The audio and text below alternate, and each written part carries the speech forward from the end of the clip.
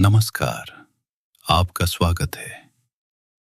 पिछले भाग में हमने सुना कि नेवी ने अपना पुराना भारी घोंसला आखिरकार हल्का कर दिया था। उसने वे चीजें बाहर निकाल दी जिन्हें वो सुरक्षा समझकर अपने पास जमा करती रही थी। और जब नया घोंसला बना तो वो छोटा था, साफ था और उसमें सांस लेने की जगह थी। मीरा ने भी अपने जीवन में थोड़ी जगह बनाने की कोशिश शुरू की। उसे समझ आने लगा था कि हर समय मजबूत बने रहना ही साहस नहीं होता। कभी कभी साहस का मतलब है शाखा टूटने से पहले अपने लिए थोड़ा समय मांग लेना।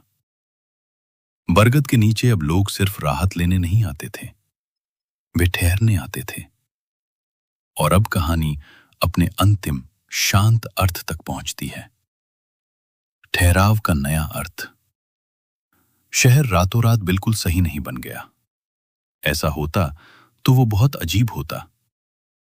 लोग अब भी जल्दी में थे, बच्चे अब भी खेल की बारी को लेकर झगड़ते थे और बिल अब भी हर महीने लोगों तक पहुंच जाते थे।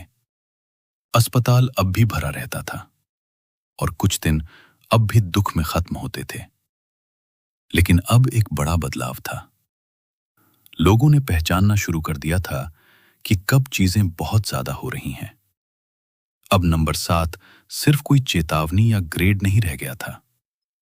वो गीतों में, 7 पत्थरों के खेल में और रविवार की छुट्टी में अपनी जगह वापस पा चुका था। समय अब सिर्फ एक डेडलाइन नहीं था, वो चाय पीने से पहले का एक छोटा सा ठहराव था, या घर जाने से पहले की वो पैदल चाल, ताकि ऑफिस का गुस्सा घर तक न पहुंचे। और खामोशी, उसे अब छोटे छोटे कोनों में जगह मिलने लगी थी। एक उल्टे रखे फोन में, एक बंद टीवी में और उस इंसान में जो सलाह देने के बजाय सच में सुनता है। बरगद अब भी चिंता कंकड़ लेता था।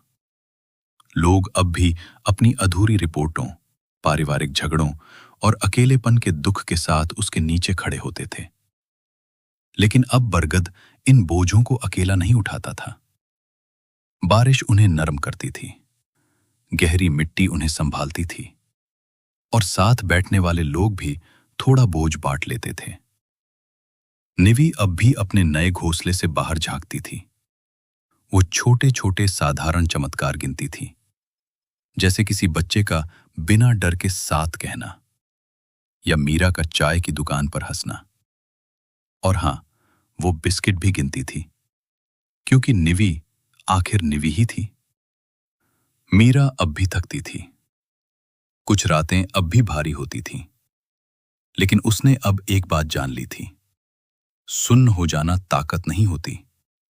ताकत का मतलब है मदद मांगना, माफी कहना, पेड़ के नीचे रो लेना या वापस काम पर जाने से पहले एक पूरी सांस लेना। बरगद पर नए पत्ते निकले। वे साधारण हरे पत्ते थे, लेकिन जो कुछ हो चुका था उसके बाद साधारण भी बहुत खास लग रहा था। लोग अब भी अपनी चिंताओं के साथ ही वापस जाते थे, लेकिन अब कुछ चिंताएं साझा की जा चुकी थीं और कुछ को जमीन में आराम करने दिया गया था। जहां कठिन चीजें सावधानी से रखी गई थीं, वहां से अब भी छोटे हरे अंकुर उग रहे थे।